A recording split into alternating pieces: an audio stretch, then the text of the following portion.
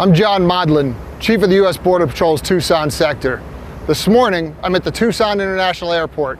Behind me, you can see recently processed migrants boarding an international flight back to their country of origin.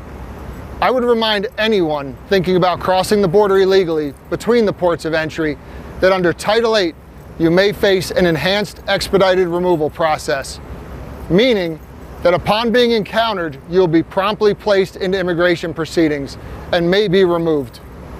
Instead, anyone considering migrating to the United States is highly encouraged to apply for admission using the CBP-1 mobile application. It's a safe and legal option to apply for status and entry into the United States. Don't risk your life or the lives of your loved ones by crossing illegally through Arizona's desert during the summer months. Remember, there are consequences for illegal entry under Title VIII. These consequences are strictly enforced. Use the CBP-1 mobile application. Don't cross the border illegally.